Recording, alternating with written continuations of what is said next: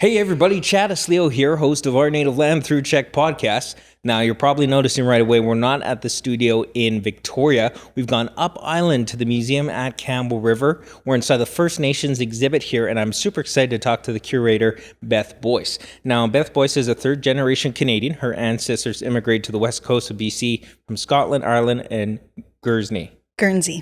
I'll never get that right. It's okay. She's a descendant from a long line of textile makers and is passionate about the study and manufacture of textiles and baskets with formal training in history and art conservation. She has been privileged to work as the curator of the museum since 2013. Beth, welcome to Our Native Land. Thank you. Welcome to the museum at Campbell River. Yeah, thank you so much. I'm super excited. It's my first time being out on a shoot per se for Our Native Land. So it took a little while to set up, but we're here now, and I'm super excited to be inside this exhibit. I know I've been here many times growing up here in Campbell River, and as well been on a lot of field trips. I think it's just a given. If you're in the Campbell River school system, you're going to end up here a couple times. Absolutely. Yeah, COVID's put a crimp in our programs, but normally every day we have school groups coming through the museum. Absolutely. So Beth, we're sitting here, like I said, inside the First Nations exhibit. It's a beautiful exhibit in Campbell River. Although we are filming it for our online viewers, for people listening to the program, can you really kind of take us through this room right now in the exhibit and describe, where we're sitting and what's it all about? Yeah, so this space, you can see there's a lot of cedar around us. It's kind of been designed to kind of evoke the environment and the atmosphere here. But the museum at Campbell River is actually a regional museum. So while we're located in the unceded territories of the Likwitoch First Nations here in Campbell River, we do strive to represent all of the nations of the North Island region, which is over 30 different First Nations from Kwakwaka'wakw, Nuu-chah-nulth, and Coast Salish culture language groups. So it was really important when this is the first gallery you enter when you come into the museum, that it reflect not only the place we are located in, but also try to show and share the shared experiences of these different nations in the North Island. So this space really focuses on those shared experiences. So it's an open storage type display. There's cases throughout this space where belongings are grouped by the type. There's a case of stone tools, case of baskets, so on and so forth. Yeah, absolutely. Now, I noticed, so when people come in, kind of the first thing that captures my attention is there's this sort of man-eagle sitting at the front. What was the reason to put that for, like, that really captures your attention when you walk in? That's a transforming raven carved by Max Chakite, who's a Weewakai carver from Cape Mudge. And the reason that's one of the first things you see is because in Indigenous oral histories, time started with the time of the transformers. So you see this raven transforming from a raven into a man, or you're not sure which direction he's going. But it was important that the first thing you're confronted by is that time before time, really. Yeah. Absolutely. That's awesome. Now, how long has the First Nation exhibit been a part of the museum so far? So this was one of the very first galleries completed when the new museum opened in 1994. So this space was completed in 1997. But as long as the museum has been in Campbell River, sharing the Indigenous history of this place has been an integral part. The museum started in 1958 with just two display cases in a fishing lodge, and it was with Indigenous objects and belongings. Okay, so it's definitely been a staple environment for the museum since it opened. Absolutely, yeah. Awesome. Yeah. Now, the museum has created, this beautiful space, like I said, with rich Indigenous history. Are there different elements that change in the exhibit on an ongoing basis? Does it stay the same as the original structure from when it first opened? What's sort of the flexibility of this display? So this space is one of our permanent galleries. So there's not intended to be a lot of change through time, but there have been additions made to this space since it was first opened in 1997. One really notable example is the entrance that you see, the raven by Max Chakite, but also the large thunderbird sculpture that belonged to the Kwak sister family, and kind of sharing their family origin story as the first thing you see, as that was added a few years later in the early 2000s. So there have been changes through time, and we try to remain really responsive to our community in terms of making changes in this space. Yeah. And do you find that the way that you've displayed things here, I mean, it's very calculated, it's obviously very intentional. Do you find that you put things at the beginning and things in the middle? Is there any kind of chronological or reason for it, or is it just kind of what makes sense to you? So one of the things I really love about this space is that it isn't chronological. The storyline for all of the permanent galleries was meant to kind of end at 1950. But this is the only space that carries past it. It's a real mix of really ancient belongings, such as archaeological materials, historic objects, very old pieces of regalia and tools, but also contemporary works by contemporary carvers and basket makers. So it really shows the continuity, that both the deep history in this place for Indigenous communities, but also that continuity and continuing presence in this space. Okay. Yeah. So what's it like to be part of, such a beautiful and rich history exhibit?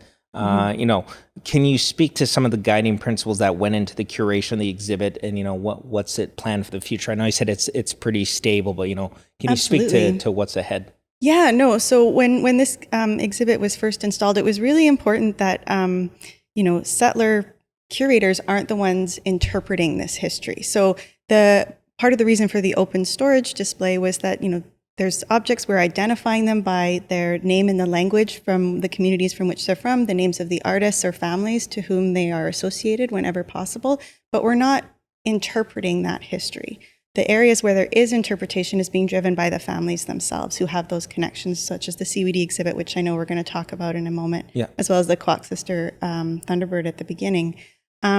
So going forward, one of the things we really want to include in this space is more of that voice, community voice, interpreting these histories for the community. It shouldn't be coming from me. It should be coming from the community themselves. Yeah, fair enough. And I think people would appreciate that acknowledgement. I think acknowledgement is such a huge part in continuing that, the growth of understanding, Indigenous culture and the Indigenous history, right? Yeah. Now, you were talking a little about intaking certain artifacts and working through those things. Are you getting those often? Like, do you have a certain amount of stuff maybe, that you're working on right now that you are hoping to get in the exhibit, or do you find you just take a lot of these artifacts and store them and wait for the appropriate time? How does that work? Well, so there's only so much space to share what we have in the collection. Enough, yeah. So any museum has a large store of belongings that aren't on display all the time, but we have a large temporary gallery space where we bring things out and share those stories. And so there's been a lot of, usually we have 2 or 3 exhibits a year. COVID's put a bit of a crimp in that, of course, but we do always try to bring those things out. And in terms of things constantly coming into the museum, it's a constant flow. We have a committee that kind of goes through what's being offered to the museum, and we make decisions about what's appropriate. We consult with community members about whether this is something we should really be having here, what's of value. So, yeah. Yeah, and I'm sure there's maybe some instances where you're doing some of these intakes and you realize that it might be better off in a better region. Absolutely. Or vice versa from other museums. Do you work quite often with a lot of other museums? Absolutely. I mean, when this museum was first envisioned in 1958, it was the only museum in the North Island, which is why we strive to represent it. But since then, there's been lots of local community museums that have come up and opened and things in the region. We've got a lot of really close relationships with the museums, especially the Ootmeesta Cultural Center, Nyambalese Cultural Center. That's really important when there's a piece that we get offered, but is a better fit for one of those organizations. We always try to make those connections and encourage people to donate to those museums. That's really cool. Yeah. You have a duty to these displays and our displays in the museum. What drives you to want to, continue the preservation of Indigenous history? It's a huge question, but, what's giving you a reason to get here all the time, Well, it was interesting when you posed that question. I had a really hard time articulating a response for you because to me, it's of course. Why wouldn't I?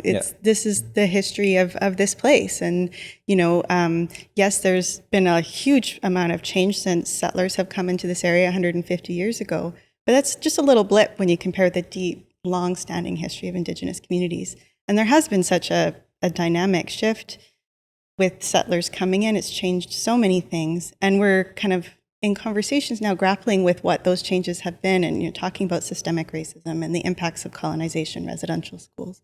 It's really important that, people have a space where they can learn about those things and engage with those topics in a really respectful and safe way. So I think it's really important that we continue to be a part of that conversation.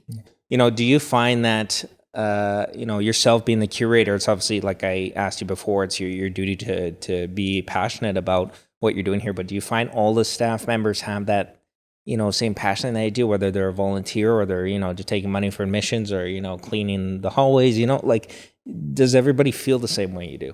Absolutely. It's a real team here at the museum. And even just over the past few months with COVID, we're not having school groups coming through every day, but we've been taking that time to really do a lot of staff training. We did a book club where we were reading contemporary pieces by Indigenous authors, 21 Things You May Not Know About the Indian Act, Price Paid by Bev Sellers, Inconvenient Indian.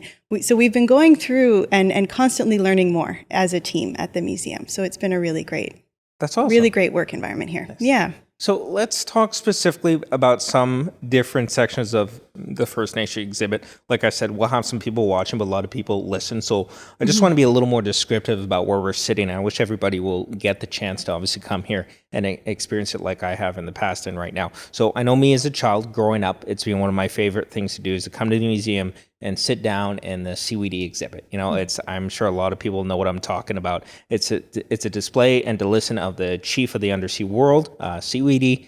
You know, although we can't, record the story too much on film here, can you talk a bit about how it was developed and what makes it so special and such a, essential and important part of the exhibit? Yeah, so the Treasures of CWD exhibit was initially developed in the 1980s by Peter McNair, who was the curator of ethnology at the Royal BC Museum. And he had a really close relationship with the Williams family of Hegums, or Hopetown, and received permission with this beautiful relationship for us to share their family prerogative, their origin story, their history through a museum exhibit. So over about 15, 20 years, we commissioned contemporary artists to carve the different masks that would feature in this story as it was being told in the big house in ceremony. And the family worked with Chief Robert Joseph, who is a relative, to narrate the story. And as he shares the story in this kind of underwater room, each mask is lit as it's part of the story is being told and as it would appear being danced in the potlatch. And part of that relationship and our permission to be able to share that story here is that the family uses those pieces in ceremony. So all of those masks have been rigged to dance. They've all been danced. So they don't just serve to share that story in the museum with visitors, but it still operates within its cultural world as well. And part of the reason why I asked that question is one of the last few times that I was traveling, I was at YVR, and we know YVR has a massive collection of quite contemporary, modern Indigenous carvings and whatnot. And there's this one display in international flights where you walk up and you don't think much of it until it starts moving, the lights start coming on, a voice starts coming on. And right in that moment, I came back to being, 7, 8, 9 years old and sitting in that room and really getting captivated by the voice, the lighting. It's one of those things that I don't think a lot of museums or places that were displaying Indigenous stories were doing beforehand. And I think I would say this is a pioneer of that type of storytelling. Would you agree? I would absolutely agree. And it's, there's other displays where the masks are lit and they're telling stories, but I think this is the only one I know of where it's a family story and they've given permission to share that story in a museum. So it's really unique. Yeah, absolutely. Yeah. And I encourage people that are listening or watching to definitely go out of the way to be at the museum, and we'll talk about that at the end, how people can still get involved in the museum or appreciate it during COVID. So the last section that I wanted to talk about is the craftsman section of the museum. It really is a testament to the skill level of the weavers, the carvers. I know you have obviously a lot of interest in basket weaving, so I'm sure you're tickled by the idea of the displays that are in the museum. So can you tell me a little bit more about that display for people that are listening? Yeah, so each case is kind of based around a particular type of belonging. So there's a case all about baskets where you have the raw materials alongside the tools that would have been used and examples of baskets woven from the different culture groups. There's Kwakwaka'wakw baskets, there's Nuu-chah-nulth baskets, there's Northern Coast Salish, and a mix of very old and very new. So you can really see that continuity of those craftsmanship. Same with the Kwakwaka'wakw mask display. There's some very old masks, there's some very contemporary masks that have been danced since even coming into the museum and being on display. Sometimes the artists or the families will borrow pieces back to use in ceremony. And then there's another case where it looks at bentwood boxes and spoons and other kind of utensils and implements. And you can see they're all very beautiful, even though very practical and all served a purpose. There was always room for beauty. And with the baskets, you said obviously there's the 3 different general regions or tribes. What were some of the uses of the baskets? Because I know for me personally, I mean, my father, I believe, was bundled up and put in a basket as a baby. Absolutely. But what were some other functions for the baskets? So baskets were, in older time, they were clothing. It was your hats, it was your capes, your skirts. You were clothed in weaving and cedar bark. But also, for storage containers, for cooking utensils. We absolutely have a baby basket on display, which usually stumps the kids in school programs. They often think it's for a fish. And I go, why would you weave a beautiful basket for a fish? Yeah, exactly. So they had lots of uses. Lots of functions for that. Awesome. Yeah. Now, one more thing before we get to the museum and what people can do to participate is there is a beautiful bowl totem kind of behind you. I don't know exactly what to call it, so maybe you can educate me what this is. Absolutely. So this is another object that stumps school kids often. This is a feast dish that would have been used at a potlatch. Okay. So this is a feast dish in the shape of Zunaqua. It belonged to the Smith family of Campbell River.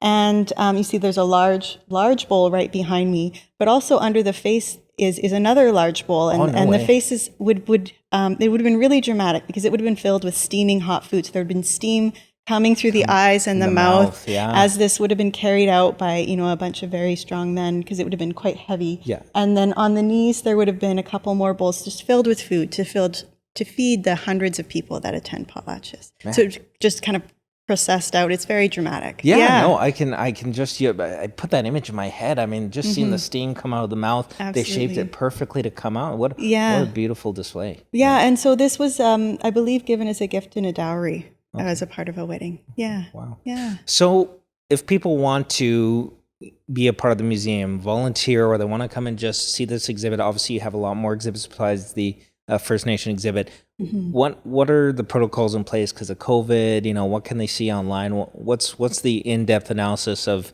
being at the museum? Yeah, so we are still open even with COVID. Our winter hours are, Tuesday through Sunday from 12 till 5. And, we haven't been overrun with visitors. So masks are required in the building and, sanitizer everywhere. And, we encourage distancing. So if there is a large group, we space people out a bit in terms of coming into the displays. If you want to volunteer, give us a call, send us an email. There's lots of ways to get involved. Right now, we're having less volunteers in the building.